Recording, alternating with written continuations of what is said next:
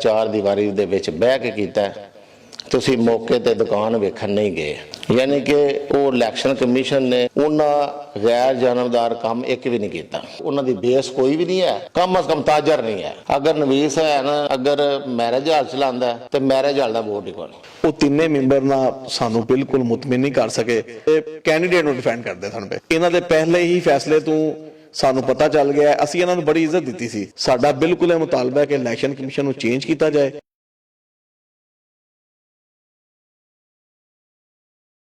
बिस्मिल्लाहिर्रहमानिर्रहीम अस्सलाम वालेकुम। मंगोवाल दे ताजरां दे इलैक्शन दे हवाले नाल असां इलैक्शन कमीशन फोन करके ते दफ्तर च बुलवाया। असीं उत्थे पहुंचे उम्मीदवार साहब दे नाल। उत्थे जिस टाइम पहुंचे साडे उन्हां नाल सवाल जवाब होण लग पे। असां आख्या तुसां साडी दरखास्त जिहड़ी है ओह किस तरीके नाल मुस्तरद कीती है। असां उन्हां ने आख्या जिहड़ा तुसां फैसला कीता है ओह तुसीं कुरान उत्ते हत्थ रख के करो कि सही कीता है कि नवीद हुसैन ताजर है कि जिहड़ा इलैक्शन दा हक रखदा है, लड़ सकदा है। फिर उन्हां जिहड़े ओह डिकलेयर कीते असी जिहड़ी शॉप असां उन्हां ने आख्या कि साडे नाल चलो आके वेखो उत्थे दुकान है कि नहीं है। फिर असां सवाल कीता इन्हां ते ये जिहड़ा तुसां उन्हां दे हक विच फैसला कीता है चार दीवारी दे विच बह के कीता है, तुसीं मौके ते दुकान वेखण नहीं गए। तो सान अगों इलैक्शन कमीशन ये जवाब दिता है कि जिहड़ा फैसला असां कर छड़े है वो ही है, इस तो इलावा असी फैसला अपना चेंज नहीं कर सकते। साडा काम बनता है कि अपनी ताजर बरादरी ने हर एक खबर जिहड़ी है हर एक गल तो आगाह करना। तो उस तो इलावा फिर जिहड़े मास्टर अफजाल साहब सन इलैक्शन कमीशन उन्हां साडे एक लफज आख्या है कि जे तुसी इलैक्शन नहीं लड़ सकते तो क्यों लड़ते हो। यानी कि वो इलैक्शन कमीशन ने उन्हां गैर जानबदार काम एक भी नहीं किया। उन्हां दी सैड लेंदे रहे ने चारे दे चारे इलैक्शन कमीशन उत्थे फिलहाल तीन सन, तिन्हां ने सान उत्थे मुतमिन नहीं किया, बल्कि उन्हें आख्या जो कुछ असां कर लिया इस तो अगे नहीं हो सकता, साडा फैसला चेंज नहीं हो सकता। तो लिहाजा असी साडे नाल मीडिया वाले भी सन, तुसी मीडिया वालियां कोल भी पुछ सकते हो कि एक एक शै जिहड़ी है ना असां उन्हां जिहड़ियां तीन चार उन्हां अगे गल्लां बातां कीतियां ने सन एक दा भी जवाब नहीं लब्भा। ते फिर एंड ते उन्हां नाल एक मैं गल कीती है कि मास्टर साहब इत्थे तुसां गल कीती सी जिहड़ी पार्टी इंतशार फैलाए दी ओहदे बंदे महल किया जाएगा। चौधरी साहब मेरे कोल बैठे ने, मेरे चौधरी नसीर साहब, इन्हां ने मलक जुनेद साहब एक पैगाम देंदे ने कि तुसी अंसर साहब दी लत्तां भन्नण लगे। चौधरी साहब भरा ने आख्या यार ऐसा ही कोई गल बात नहीं है। उस आख्या जी बिन अंसर भट्ट साहब भरा दस्सिया ते असां इलैक्शन कमीशन साहब नाल गल कीती है कि तुसी चौधरी नवीस साहब कोल पुछना है कि सानू बंदा देन कि जिस इन्हां ने पैगाम दिता कि साडे तरफों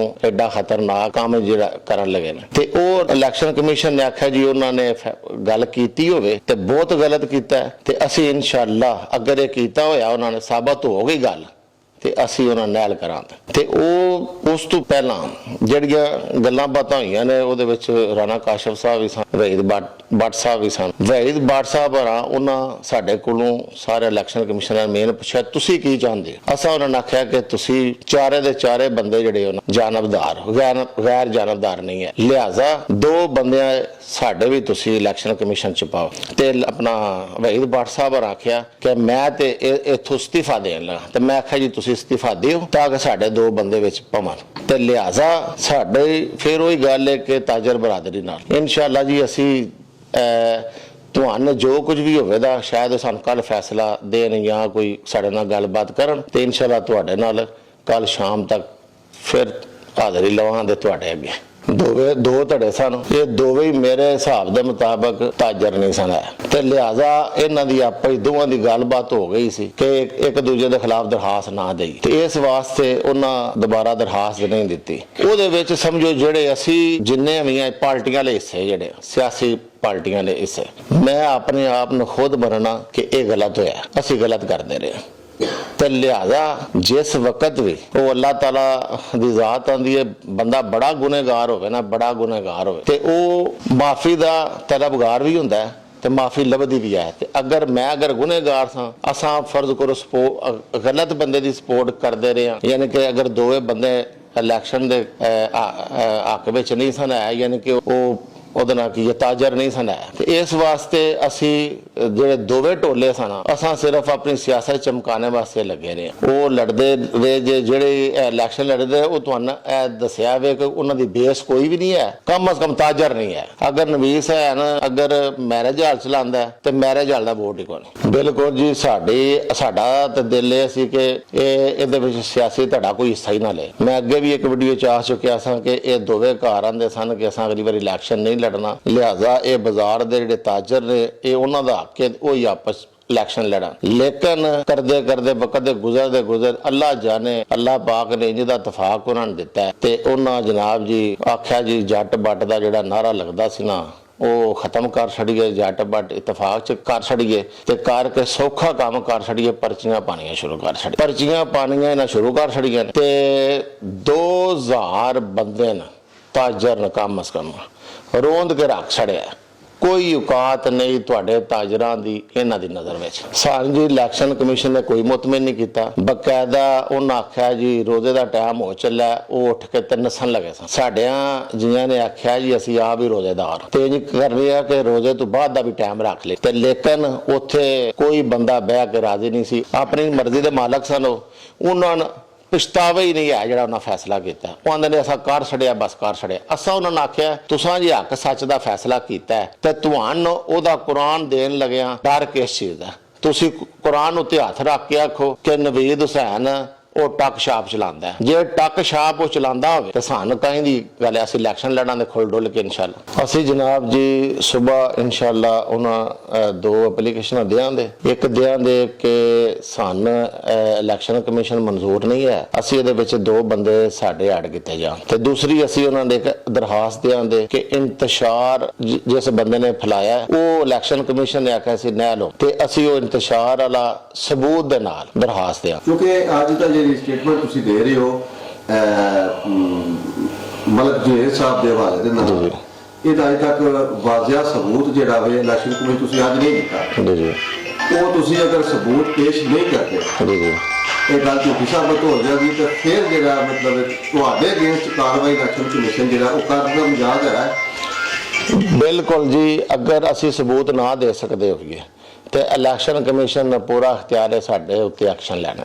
ਅੱਛਾ ਲਾਈਕ ਕੁਮਾਰ ਸਾਹਿਬ, ਤੁਸੀਂ ਇਹ ਜਨਾਬ ਦੱਸੋ, ਤੁਸੀਂ ਇਹ ਇਲੈਕਸ਼ਨ ਕਮਿਸ਼ਨ ਤੇ ਇਤਰਾਜ਼ਾਤ ਦਾਇਰ ਕਰ ਰਹੇ ਹੋ, ਜੀ ਤੁਸੀਂ ਉਮੀਦਵਾਰ ਤੇ ਇਤਰਾਜ਼ਾਤ ਦਾਇਰ ਕਰ ਰਹੇ ਹੋ, ਕਿਤੇ ਤੁਹਾਨੂੰ ਆਪਣੀ ਸ਼ਿਕਸਤ ਦਾ ਡਰ ਤਾਂ ਨਹੀਂ ਹੋਇਆ ਇਸ ਇਲੈਕਸ਼ਨ ਹਾਰ ਨਾ ਜਾਈਏ ਤੇ ਇਲੈਕਸ਼ਨ ਕਮਿਸ਼ਨ ਨੂੰ ਇਹ ਖਤਮ ਕਰਾ ਦਈਏ ਜਾਂ ਉਮੀਦਵਾਰ ਨੂੰ ਨਾਅਹਿਲ ਕਰਾ ਦਈਏ ਤੇ ਖੁਦ ਸਦਰ ਬਣ ਜਾਈਏ? ਕਿਸੇ ਤੁਹਾਡੇ ਦਿਲ ਵਿੱਚ ਸ਼ਿਕਸਤ ਦਾ ਡਰ ਤਾਂ ਨਹੀਂ? ਵੇਖੋ ਜੀ, ਇਲੈਕਸ਼ਨ ਵਿੱਚ ਹਰ ਬੰਦੇ ਦਾ ਕੰਮ ਹਿੱਸਾ ਲੈਣਾ, ਹਾਰ ਜਿੱਤ ਜਿਹੜੀ ਏ ਉਹ ਮੇਰਾ ਰੱਬ ਜਾਣਦਾ। ਅਗਰ ਸਾਨੂੰ ਥੋੜਾ ਜਿੰਨਾ ਵੀ ਡਾਊਟ ਹੁੰਦਾ, ਡਰ ਹੁੰਦਾ, ਤੇ ਅਸੀਂ ਇਹ ਜਿਹੜਾ 2 ਧੜੇ ਇਕੱਠੇ ਹੋਏ ਨੇ ਨਾ ਇਹਨਾਂ ਦੇ ਖਿਲਾਫ ਅਸਾਂ ਦਰਖਾਸਤ ਨਹੀਂ ਸੀ। ਅੱਛਾ, ਜਿਹੜਾ ਇਲੈਕਸ਼ਨ ਸੈਟਅਪ ਹੈ ਇਹ ਤੁਸੀਂ ਚਾਹੁੰਦੇ ਹੋ ਕਿ ਚੇਂਜ ਹੋ ਜੇ? ਅਗਰ ਚੇਂਜ ਹੋ ਜਾਂਦਾ ਹੋਵੇ ਇਹਦੇ ਵਿੱਚ ਨਵਾਂ ਜਿਹੜਾ ਇਲੈਕਸ਼ਨ ਕਮਿਸ਼ਨ ਦਾ ਸੈਟਅਪ ਹੈ ਉਹ ਕਿਸ ਤਰ੍ਹਾਂ ਦਾ ਚਾਹੁੰਦੇ ਹੋ ਕਿ ਹੋਵੇ ਤੁਹਾਡੇ ਵਾਸਤੇ? ਅੱਗੇ ਦਾ ਤੇ ਮੈਨੂੰ ਜੀ ਪਤਾ ਨਹੀਂ ਉਹ ਕਿਵੇਂ ਹੋਇਆ। 2 ਬੰਦੇ ਉਹ ਦੇਣ, 2 ਅਸੀਂ ਦੇਣੇ ਆ। ਕੁਰਾਨ ਪਾਕ ਵਿੱਚ ਦਰਮਿਆਨ ਚ ਰੱਖਾਂਗੇ, ਹਲਫ ਇੰਜ ਕਰਕੇ ਨਹੀਂ ਲੈਣ ਲੱਗੇ, ਕੁਰਾਨ ਉੱਤੇ ਹੱਥ ਰੱਖ ਕੇ ਉਹਨਾਂ ਕੋਲ ਹਲਫ ਲਾਉਂਦੇ ਕਿ ਤੁਸਾਂ ਹੱਕ ਸੱਚ ਦਾ ਫੈਸਲਾ ਕਰ ਤੇ ਅਸੀਂ ਮੁਤਮਿਨ ਹੋ ਜਾਵਾਂ। ਉਹ ਹਲਫ ਸਾਰੇ ਨਾ ਸਰ ਉਹਨਾਂ ਹਲਫ ਜ਼ਬਾਨੀ ਕਲਾਮੀ ਦਿੱਤਾ ਜਿਸ ਤਰੀਕੇ ਨਾਲ ਅੱਜ ਕੱਲ੍ਹ ਬੰਦੇ ਦੇ ਰਹੇ ਨੇ, ਉਹ ਹਲਫ ਸਮਝ ਤੋਂ ਨਹੀਂ ਸੀ ਠੀਕ, ਕੋਈ ਠੀਕ ਨਹੀਂ ਸੀ ਹੈ। ਅਗਰ ਉਹ ਹਲਫ ਵਾਕਈ ਉਹਨਾਂ ਦੀ ਨਜ਼ਰ ਵਿੱਚ ਹਲਫ ਹੈ ਤੇ ਫਿਰ ਕੁਰਾਨ ਉੱਤੇ ਹੱਥ ਰੱਖਣ ਲੱਗਿਆ ਉਹਨਾਂ ਨੂੰ ਕਾਇਦ ਦੀ ਤਕਲੀਫ ਸੀ। ਯਾਨੀ ਕਿ ਉਹਨਾਂ ਨੇ ਇਹ ਪਤਾ ਹੈ ਕਿ ਕੁਰਾਨ ਉੱਤੇ ਹੱਥ ਰੱਖ ਕੇ ਗੱਲ ਕਰਨਾ ਹੋ ਰਿਹਾ ਤੇ ਸੁੱਕਾ ਗੱਲ ਕਰਨ ਵਾਲਾ ਹੋ ਰਿਹਾ। ਇਹ ਅਸੀਂ ਹਰ ਬੰਦਾ ਜਾਣਦਾ ਵੇ। ਅਸੀਂ ਦਿਹਾੜੀ 'ਚ ਪਤਾ ਨਹੀਂ ਕਿੰਨੀਆਂ ਕਸਮਾਂ ਖਾਂਦੇ ਆ, ਤੇ ਕਸਮ ਅਸੀਂ ਸੋਚ ਮੇਰੇ ਹਾਲ 'ਚ 95 ਕਸਮਾਂ ਅਸੀਂ ਝੂਠੀਆਂ ਖਾਂਦੇ। ਇਲੈਕਸ਼ਨ ਕਮਿਸ਼ਨ ਜਿਹੜੇ ਸਮਝਦੇ ਨੇ ਕਿ ਵੀ ਇਹ ਜਿਹੜੇ ਅਸੀਂ ਇਤਰਾਜ਼ ਲੱਗੇ ਨੇ ਇਹ ਨਹੀਂ ਠੀਕ, ਅਸੀਂ ਇਹ ਇਲੈਕਸ਼ਨ ਕਮਿਸ਼ਨ ਵੀ ਰੱਖਣਾ ਵੇ, ਇਸੇ ਤਰ੍ਹਾਂ ਹੀ ਸਿਲਸਿਲਾ ਚਲਾਣਾ, ਤੇ ਫਿਰ ਤੁਸੀਂ ਅਗਲਾ ਕੀ ਲਾਇਆ ਅਮਲ? ਫਿਰ ਮੇਰਾ ਜਿਹੜਾ ਲਾਇਆ ਅਮਲ ਹੈ ਇhtਜਾਜ ਕਰਾਂ ਦਾ।